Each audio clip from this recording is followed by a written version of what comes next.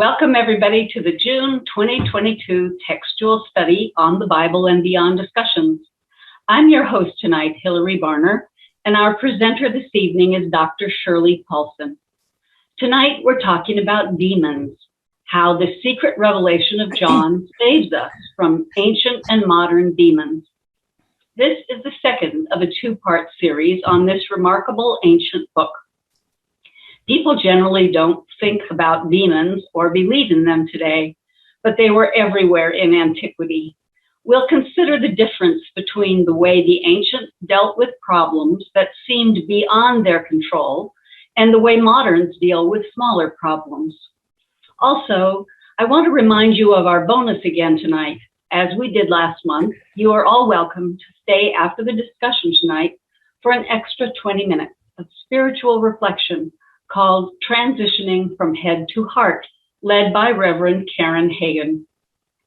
And I'd like to mention, before we turn it over to Shirley, that Early Christian Text welcomes and appreciates an ongoing pledge of support via Patreon.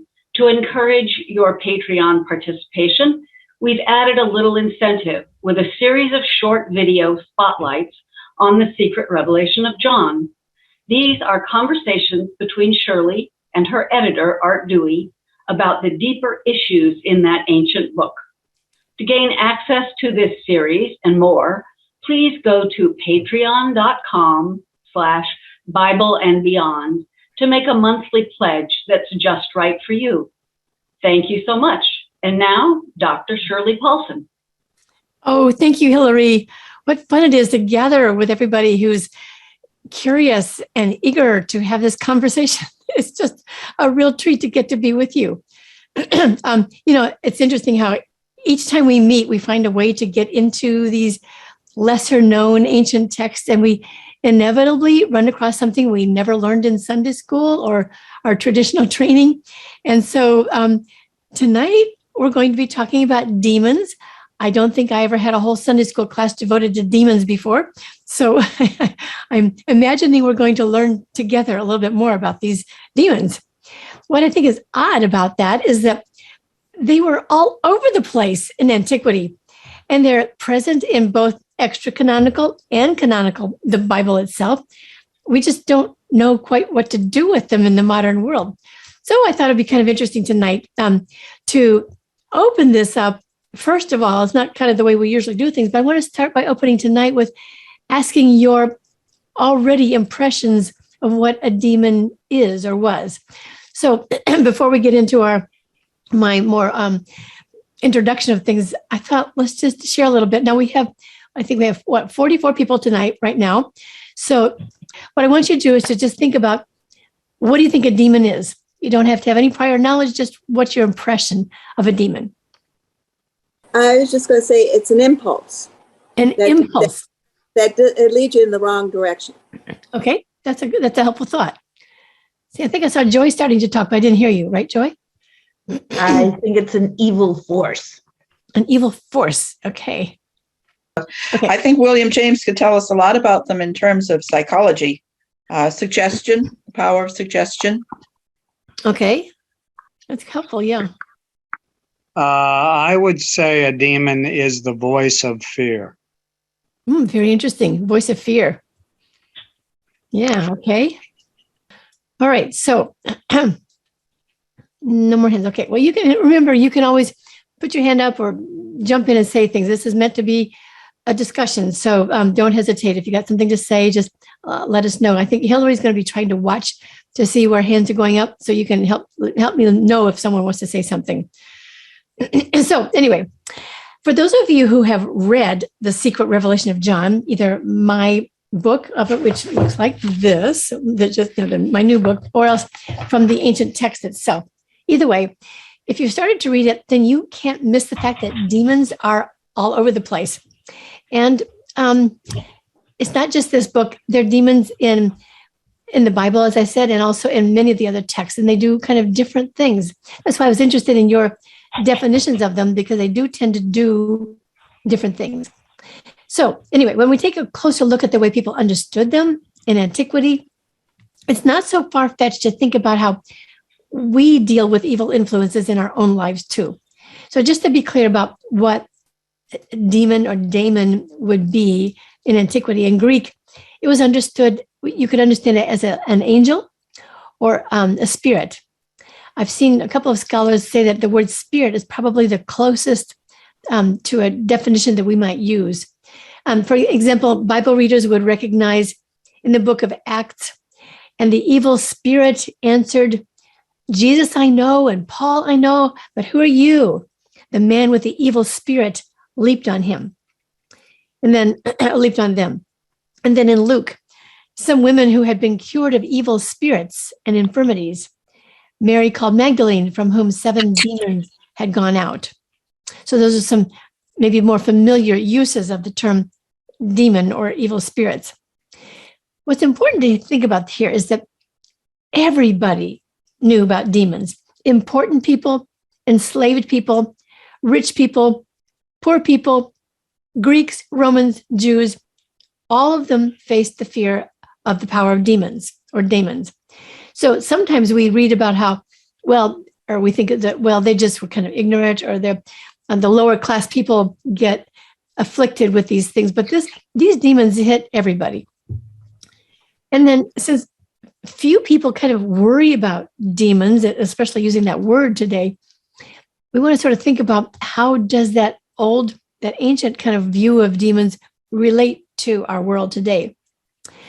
I thought it might be interesting to start with an understanding of the demon named Acedia. I don't know if you know this one is spelled Acedia. I don't know for sure if it's pronounced Acedia or Acedia. Maybe somebody else here knows, but anyway, because I just read about it and he didn't pronounce it for me. Anyway, Acedia is a particularly nasty demon. It's a good example of how demons were well known. They had names and people knew what they did. The particular demon, Acedia, attacks you at a certain period of the time of the day. In the 4th century, the monk Evagrius described this demon as the most burdensome. It attacks monks especially, not just everybody, but it attacks monks at about the 4th hour, which is about 10 o'clock in the morning, encircling the soul until about the 8th hour, which is about 2 p.m.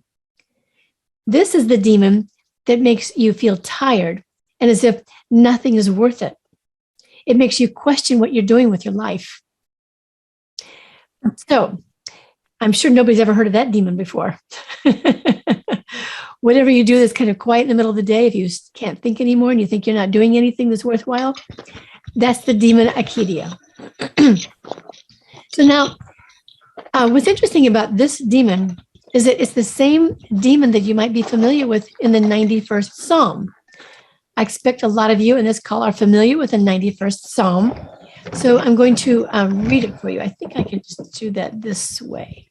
You will not fear the terror of the night, or the arrow that flies by day, or the pestilence that stalks in darkness, or the destruction that wastes at noonday. That's the demon Acedia. What I think is interesting about this is that the way Evagrius describes it, as I said, it's what makes you feel tired and nothing is worth it, makes you question what you're doing with your life. And in modern parlance, we might say that sounds like depression. And there have been quite a lot of studies on how the demon of Acedia might be an ancient form of representation of depression. And the symptoms do look kind of similar. So they were talking about this demon in a monastic context. And that means we can't fully identify it as something outside the monastic experience, but we do know other symptoms. I'm saying we don't know other symptoms and how this might have reacted to other things besides the monastic life. But it's helpful to sort of know that in that context, that's where they were feeling it. Now, I learned about this demon, Acedia, from one of our Bible and Beyond video blogs a couple of years ago with Dr. Tupa Gira. Her PhD, she took her PhD when I was let me say this. We were both at the University of Birmingham, UK, when she was studying demons and I was studying the secret revelation of John. So we had a fun conversation about that together on this particular podcast. And I think Marilyn's going to post that in the chat if you'd like to look up that particular podcast. It's kind of interesting to see her thoughts about that demon. Anyway, the main point I want to make is that people do concern themselves with invisible powers in the world today. And I think Jack, you're the one who pointed out that it's like the fear that speaks to us. We don't usually call this a demon, but people are always looking for explanations for why bad things or bad thoughts bother us. So learning about demons in antiquity, I think, expands our views of all the ways of being saved from these evil influences. Whether we believe in demons or not, it's helpful to get a feel for what they were thinking of then. I think that demons just represent the fear that there are powers in our lives that we can't control. The power of disease, the power of a boss manipulating our lives, the power of the weather, climate control issues, the power of war. And as you know, it goes on and on. And I think this is simply a modern way of recognizing these powers. So we can see from the example of Acedia, one of the most prevalent beliefs about these powers in antiquity is that they, the angels or demons or evil spirits, were thought to be responsible for manipulating passions or feelings. This is the key to a demon that I think is fascinating. So you probably have also heard of the Stoics in antiquity. The Stoics were, I think, probably the generally known as the couch philosophers of the day. Everybody knew about Stoicism. Everybody knew what the Stoic philosophy was. And, pardon me. So the issue was the way Stoics dealt with passions, because passions were the great big bugaboo, the things that people feared. Demons caused passions. And a passion, when you lose control over something, a passion has gotten hold of you, you lose control, and that's when the demon is able to manipulate you, control you. So the reason for the fear for the demons was their ability to make passions work in you. Now, the Stoics had a different way of handling these passions.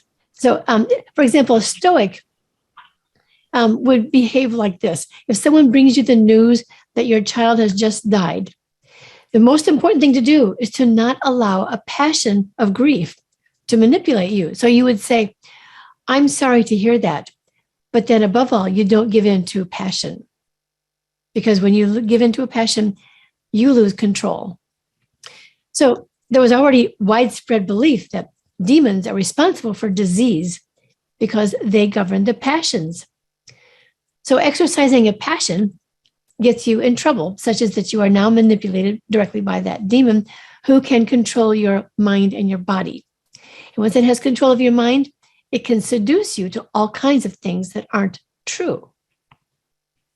So let's stop there again a little bit and just get your thoughts about these kinds of the way that a passion would work. Do you see a connection between passions or demons, or do you have any pushback, or just tell me your thoughts about this? Oh, well, I was just going to say it's sort of the, you lose perspective. You get so caught up in something that you simply lose perspective. That's a very helpful way to understand why a passion's a problem. So, Shirley, are these, I guess this is a question, are these demons supposed to be like entities or just suggestions of temptations or thoughts versus entities? Yeah, that's a really good question. They are probably more like entities than we think of them today as thoughts. I can't speak for everybody, but that's why they had names. And the reason that naming was important was that the way you had control over a demon was to know the way it behaved, and you know its entity, you know its name. So they were thought of as entities, although it's, you have to remember that there are all kinds of entities that weren't like physical bodies. For example, you can have an entity of even Christ would be, it's Jesus, but it's also something that lasts forever. So that would be an entity that isn't necessarily bodily all the time. And there are, as you know, in Roman and Greek mythology, those were entities. They were mythology, but they were also entities.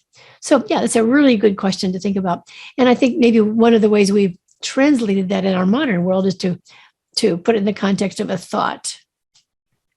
So I'm thinking that the power that naming the demons is a really powerful way of working with them, because I think the demons that happen to us secretly act like it's us. You know, you think, I had this bad thought, or I am feeling this way, and you identify it as you. And I think that's a really helpful thing, to be able to name it as something that's not you. That's a very helpful observation, Joy, because that's exactly what the demons did. They would work with your mind in such a way to make you forget who you were and to think that this is actually you. That's very helpful. I'm thinking that the passions are also positive, that they're not always negative. And I'm thinking of the passage in Galatians, which is talking about the fruits of the Spirit. And there will certainly be emotional things in there, joy, for example. And so to sort of to talk about the demons, I think there's a specific subset of passions. Mm-hmm. And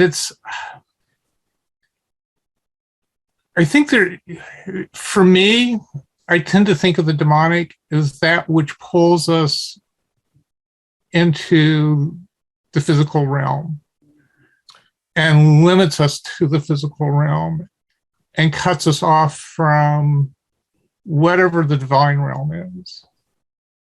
And so the passions would be things that would be leading towards domination, hate, but anything that is focused on seizing control, and this seems like an appropriate thing to talk about right now, seizing control of the sort of the current environment in a way that is maybe beneficial to the person, but not to people in general. And this is probably much more of a 20th century take on it than, but I know the 20th century better than I know the first, so. That's really helpful, though. Thank you so much for sharing that. I think you made a really important point there about whether these are good demons or bad demons or both, because you're right, they were good and bad. And we tend to think, okay, it's easier to compartmentalize things into, there's the good God and then the bad demons, and we have the classic battle between good and evil. But it's just not quite that simple. It's more nuanced than that. And there are, just like in the human experience, there are good moments and bad moments, and you're not necessarily being bad when a bad thing happens, and you're not necessarily being an angel if something good happens to you either. So there are nuances here. But I think you make also a very interesting observation that it has to do with the things that draw us materially. Because as we read in the Secret Revelation of John, and I'll just quote it here, if I can find it here. Yeah, the four sources of bodily demons are heat, cold, wetness, and dryness, and their mother is matter. She mixes with them and nourishes them. Above all, these worker demons are the four chief demons who are associated with pleasure, desire, grief, and fear. So you think that the material world isn't all evil by itself, but what draws you in and boxes you in is where the problem is. What I think is intriguing then is to think about what are those four chief demons, and these are not just in the Secret Revelation of John. It just indicates to me that the Secret Revelation of John picks up on the culture of the day. This is pretty well generally known, and even the Stoics use these same four major demons, which are, again, pleasure, desire, grief, and fear. And the problem, so it's kind of helpful to think about, well, what is the problem with pleasure? Well, we all know that there are bad pleasures that lead us to trouble. We can be seduced by things. And desire, well, we have to have desire to live, I think, which is a good thing. But again, there are false desires that lead us in the wrong direction. Grief, I think, is another interesting one, because we all tend to think that we need a time for grief. If there's a relationship that needs to be sorted out, like the example I gave of the Stoics saying, don't let grief talk to you. If your child just dies, get on with it. And that doesn't seem like it's a very realistic connection with the experience. And then, of course, there's fear. I think all of us could agree that fear is a problem. However, it's right to have a certain amount of fear to avoid danger. So again, I think these are interesting nuances. I thank you for bringing that up, Anita. Well, there's some other comments on this general topic. I see a hand up. We've got a hand up by Toto. Hi. My question or comment, or, well, I don't know, whatever comes out, is to what degree does this have to do, because it feels like it lands on suffering as well, so like you said, I love what you said, that desire or grief or whatever can have their purpose, but it really feels like when we get stuck in it and suffer with it, that's when it becomes more oppressive. Yeah. Pardon me. I think that what I find intriguing about the secret revelation of John, which is what we ought to get to here, is that I think its overall message is telling us that there's the God who created the whole universe is always there. And not just in a remote way, but in a way that's always present and always good. And so the demons play with us in such a way that we still maintain our connection with that goodness, but the demons push us around. And then we need to find a way out. So the Savior in the secret revelation of John is always dealing with the demons. And what I think is intriguing about the Savior in this text anyway, is that the Savior is intimately knowledgeable about all the demons. So Karen King, whom I've mentioned before as the preeminent scholar on this text, makes the point that one of the reasons that the longer version of the secret revelation of John has all those demons listed is that was what was understood as the key to authority over the demons. When you know their names and what they do, you have the authority to cast it out. So I think, for me, this book, this ancient text, is all about how do you find help in the middle of being manipulated by something, demon or no demon, whatever it is that's bugging us. So I don't think all the texts in antiquity are talking this way, and some of them overlap, and probably some of them have a similar message. But I think this is sort of the main message of this particular text, is how you deal with the demons. So let's see, let me just stop again. Any other comments? I want to make sure I'm hearing people. Okay. I thought we might take a quick look at some of the demons, because I want to make sure all of you saw this. Again, I'm going to try to share my screen and see if I can make sense of this here. So for those of you who have maybe not read it yet, look at these names. There's Baum, the right armpit; Ararim, the left armpit; Arik, the bodily cavity; Phthueu, the navel; Seraphim, the abdomen; Arakethopi, the right side; Zebedo, the left side; Barias, the lower back on the right, and it goes on and on and on. Now, I don't think anybody in the modern world knows those particular demons. They apparently, the book tells us that they came from, I I would say it starts with the Z, the Zoroastrians, that they're the ones who had access to all these demons. And so it says to get more of the demons, you can go to the book of Zoroastrians and get all the demons' names.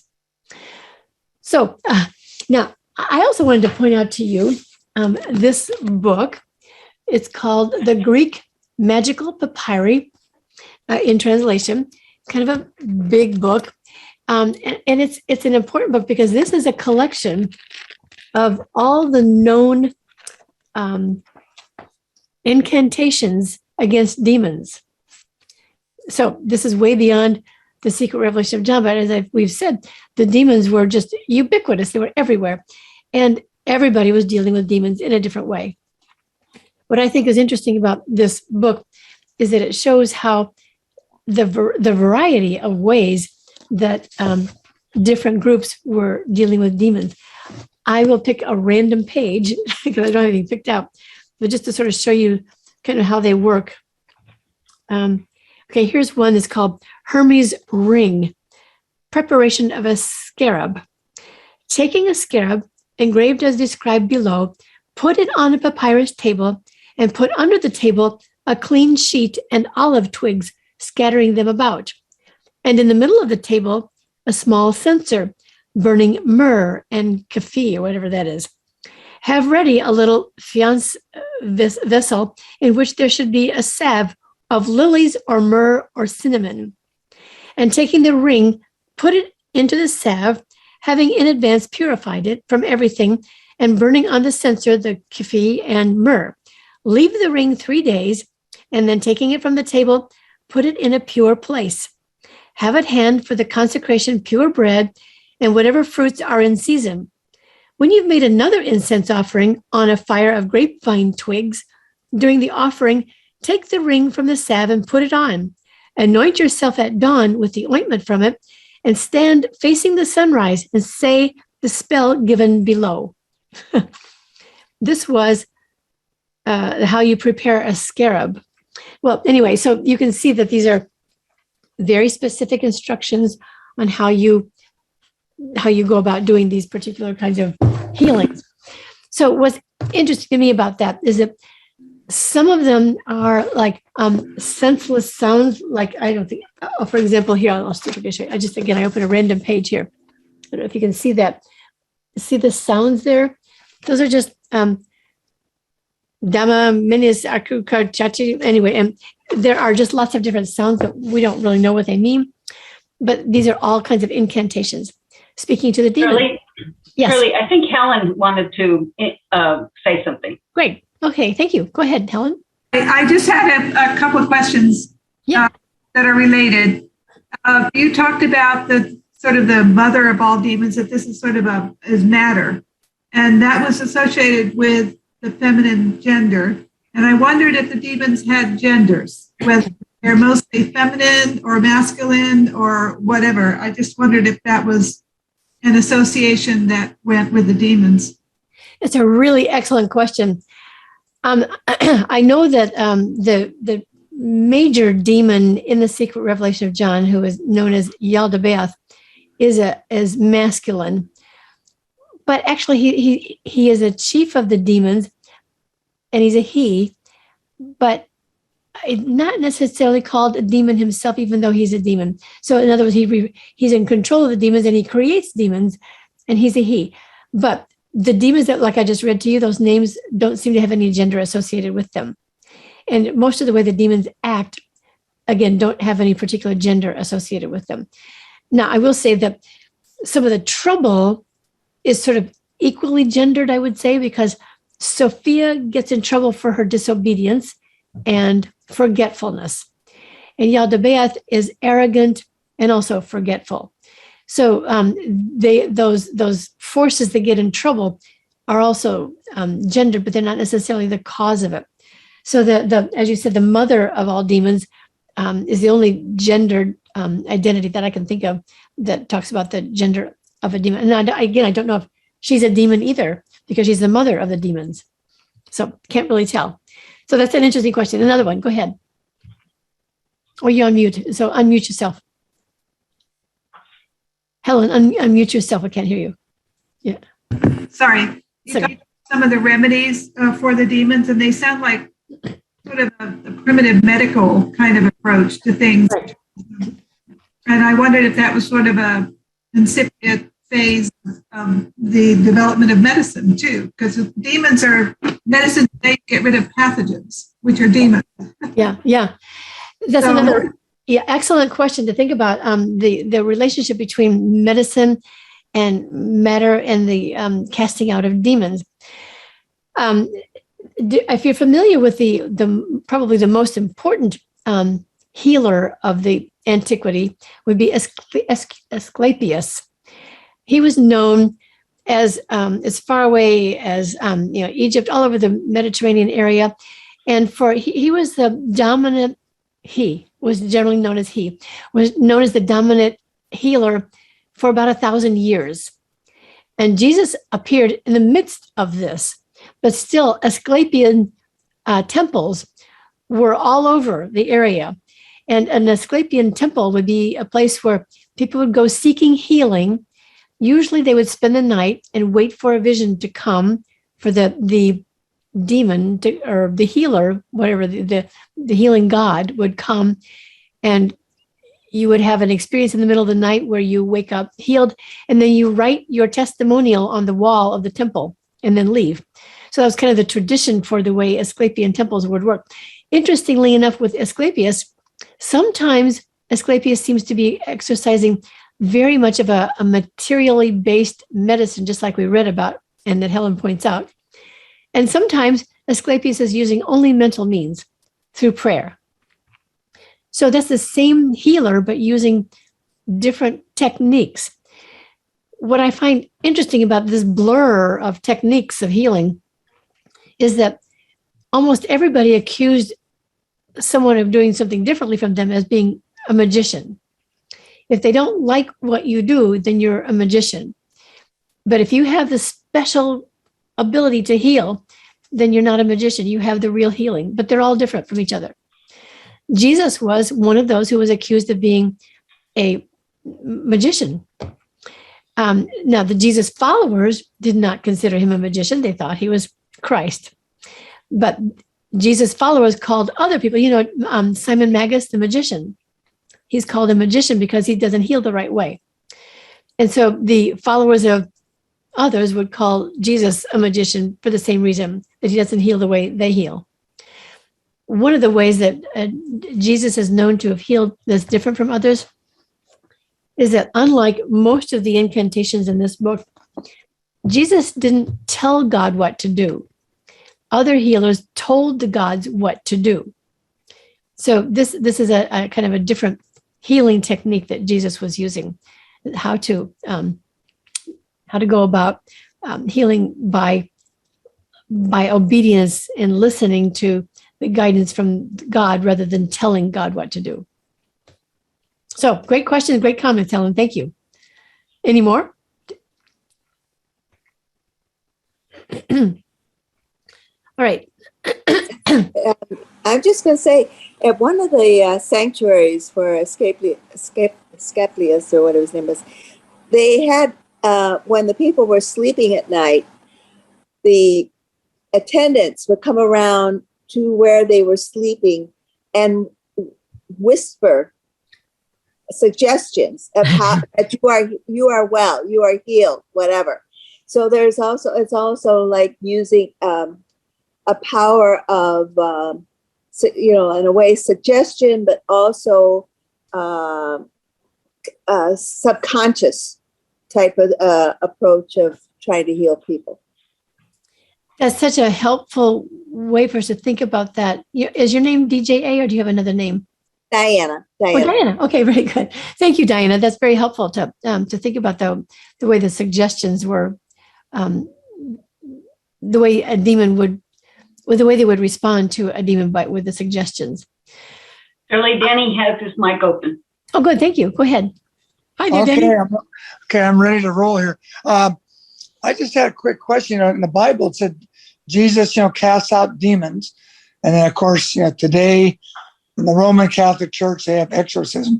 But I've been reading your book, Shirley. So, but it's been a little bit of tough sledding because I'm not a Bible scholar. But anyway, my question is this: when they cast out the demons, okay, they're casting it out of the physical body, but what about, I don't know, is that including the psyche too? I mean, it's going out of the person's body, but what about his psyche? Is that like all included in the deal or what? When they cast out the demon, I know when Jesus said he cast out demons, I guess that's it. I mean, it's out of the body and out of the psyche, or I don't know. I'm a little confused on that. That's a really great question. And thank you for raising the question about, is this a body or is it a psyche or what is it? Yeah.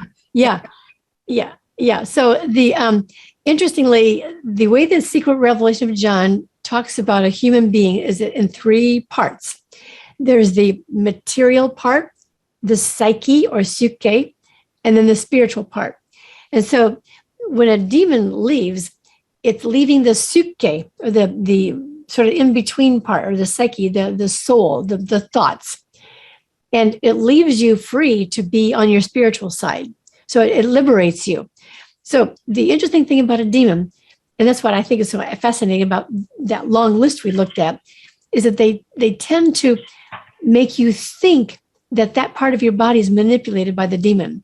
So Barrias, for example, who is in control of the lower back on the right, if you feel a pain in the lower back on your right, that would be Barrias, the demon, who's making you think that.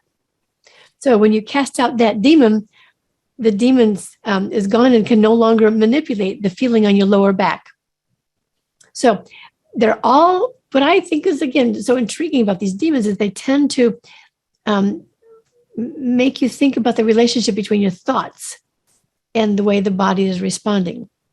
So when a demon is cast out, it can't manipulate your thoughts anymore. And that's what. So wait, Danny, put yourself back on mute again. Okay, but once it's cast out, is it cast out forever, or can it make a return visit? That I don't know. I don't know. It doesn't talk about that in the secret revelation of John.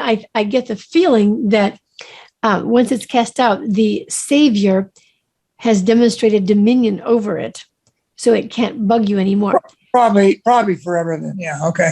But it doesn't really say that. I think your question about what's forever or not is an important one, because one of the big issues, again, in the secret revelation of John is the connection between healing and salvation.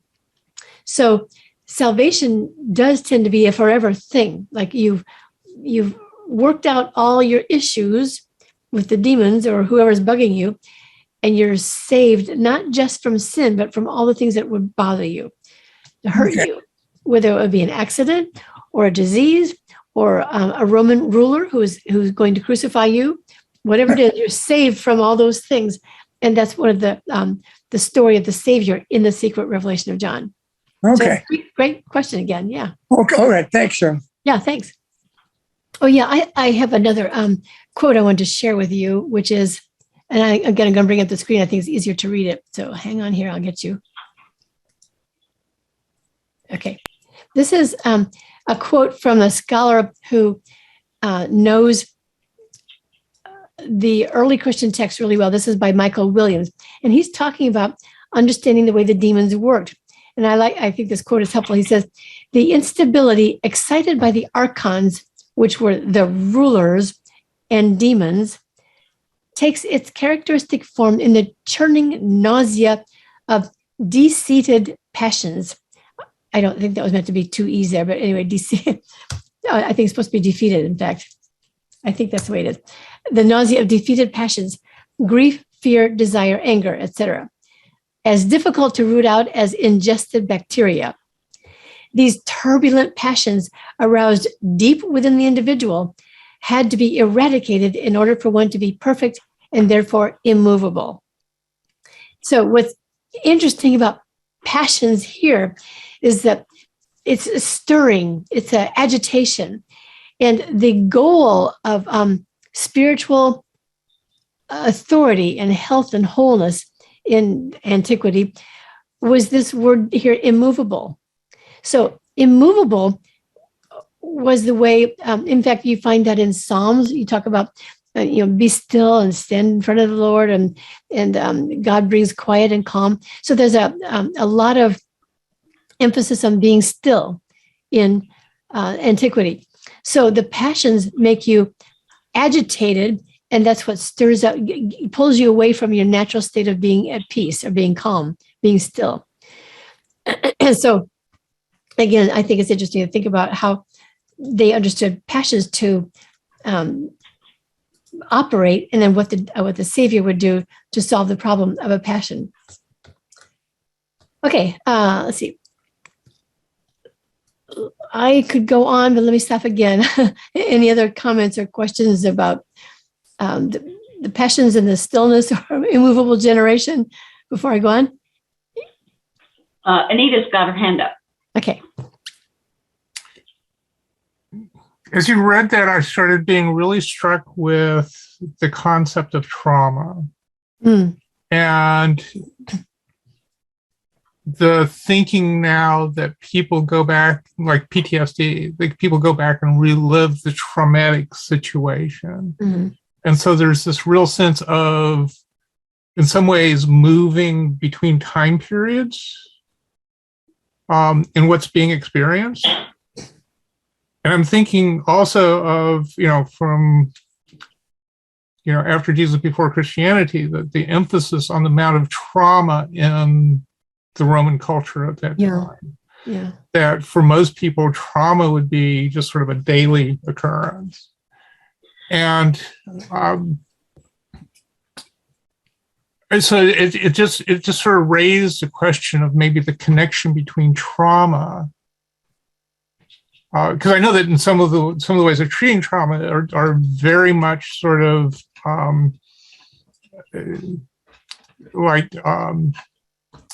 now I can't think of what the initials are, brain spotting and I want to say EMDR, that are much more, they're not sort of, there's sort of a combination between almost meditative but it's sort of a controlled experience. And so I'm just sort of struck by all those things sort of coming together. And I just Yeah. Thank you for that. What I agree with you that the idea of the passage of time and reviewing things and going back over it again was an important way of dealing with fixing a problem. I think I may have mentioned this last month. I don't remember for sure, but I know that Eliade makes a very interesting point in his writing that the ancients had a tendency to go back and review, and that was the way they would deal with a problem. Time wasn't thought of the same way we think of time. So, for example, that's why we see in particularly the Hebrew scriptures, we go back to the escape from the Red Sea over and over again, many times, because it's a way of redoing the event and starting over to remember the way it's supposed to be, to find the glory of God that was there. And if you find yourself in trouble again, you go back to the starting point again and start over again to find the right way through it. So again, I like your bringing that up, because I think this question of time is such a different concept for us also to deal with. We are so manipulated by time today. It's hard for us to remember how they may have been thinking about time back then. I think I see some more hands. Hello. Yeah. Is it okay for me to talk? Yeah. Okay. Just a quick thought, too, that if you look at the Gospel of Mary, she talks about going to a place of rest. It's very similar to your idea of the stability or mobility, the immobility place that you're talking about. And I'm also thinking about the idea today, the whole idea of demons is that there's this whole, that you live in this place that you're just surrounded by these lurking demons that are going to invade at any second. So it's a very tenuous place to be.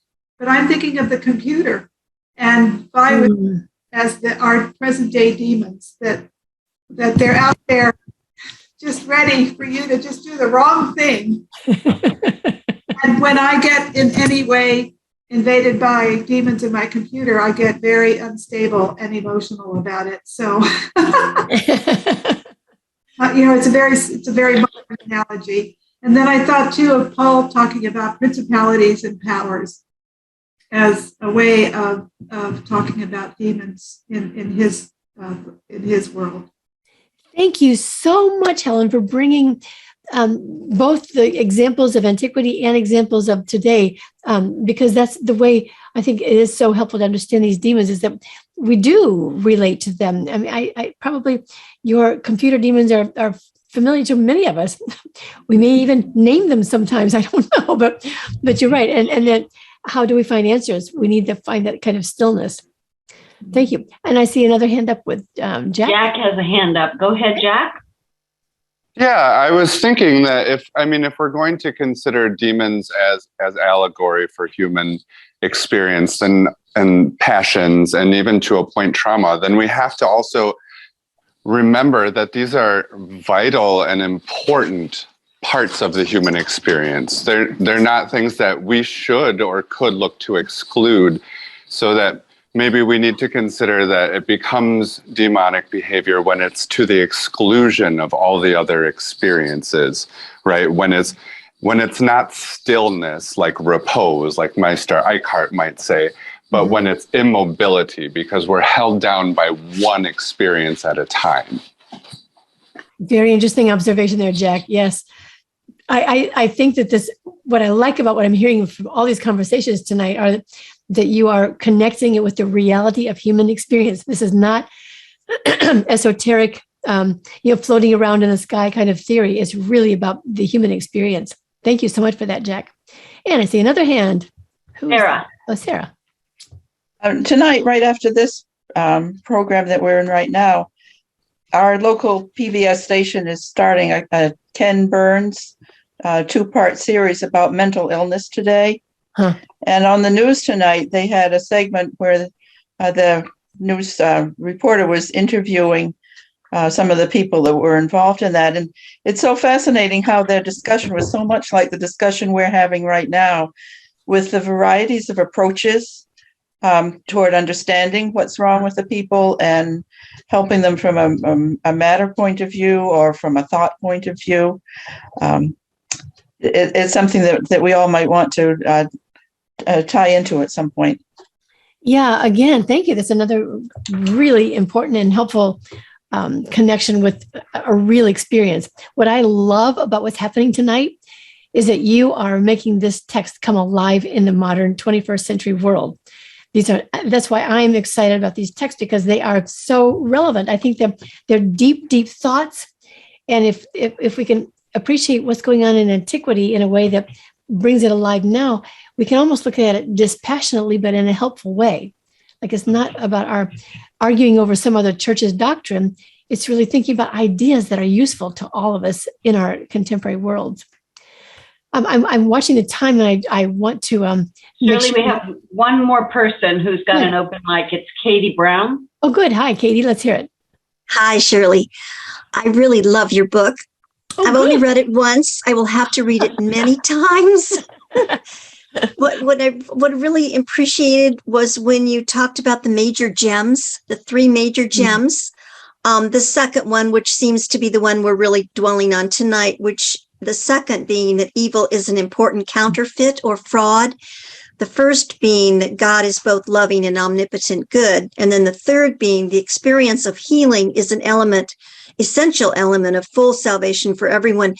I'm seeing these, I call them evil spirits, the demons. Mm-hmm. I'm seeing them as really not a part of man, not a part of humanity, but something that you fight off with the Savior, which it would be the Christ in our terms.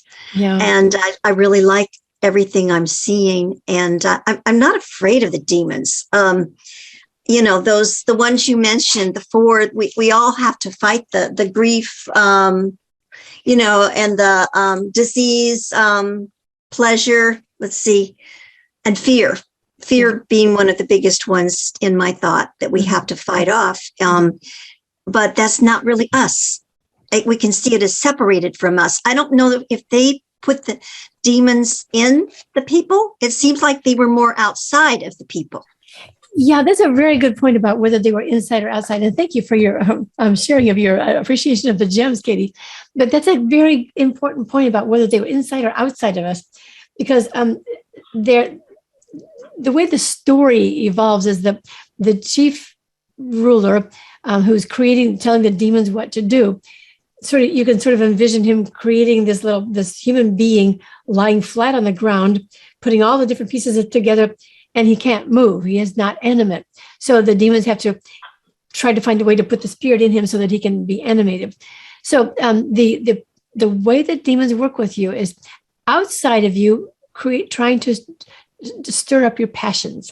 So that I think Joy or somebody brought out the fact that it makes it feel like it's inside of you, but it's actually happening outside of you. It's not your nature.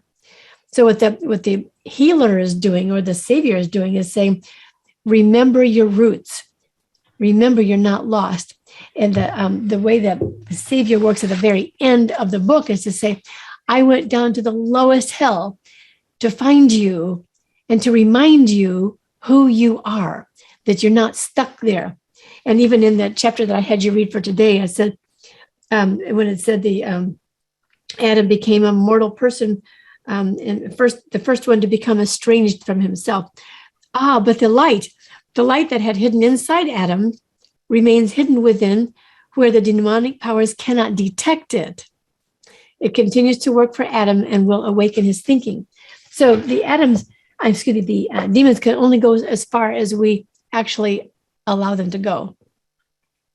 Great thinking. Okay, and I see another hand up here too before we go.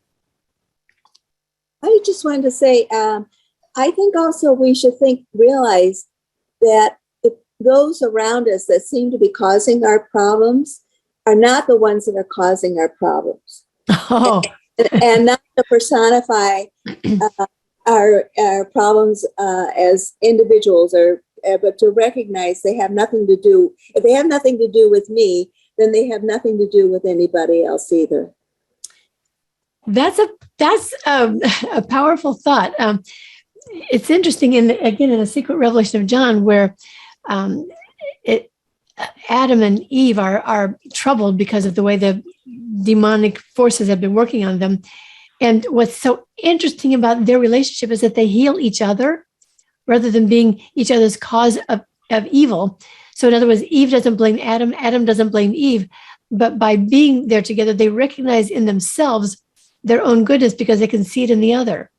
So it's just such a flipping of the story that would say, no, Adam caused it, no, Eve caused it, the problem, but instead they're both saviors instead of evil doers.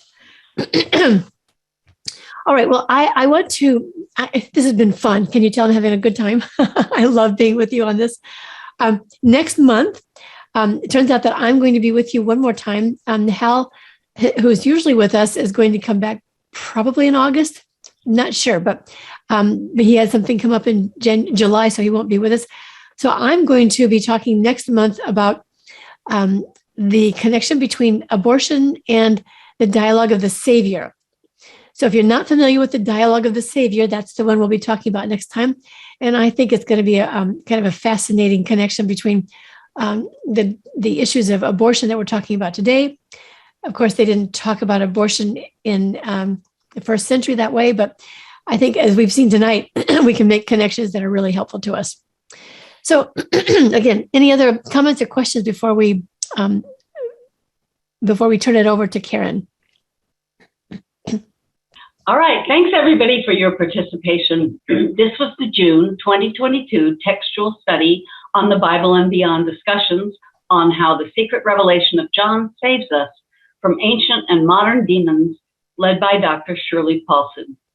Once a month, from 8 to 9 p.m. Eastern Time on Monday nights, generally the 4th of the month, we provide a discussion of one of the early Christian texts. One of the scholars leads these sessions, sharing a well-framed overview of the particular text and allowing participants time to ask questions and share their insights. The team at Early Christian Texts relies on your donations to be able to produce these textual studies. There are several extra bonuses for Patreon members, now including the new video series, Spotlight on the Secret Revelation of John. If you haven't become a member yet, go to patreon.com/Bible and Beyond to make a pledge that's just right for you. PayPal or a check is also an option if you prefer. Check the website earlychristiantext.com for details. Thank you all so much for joining us. Oh, and thanks so much, Hillary.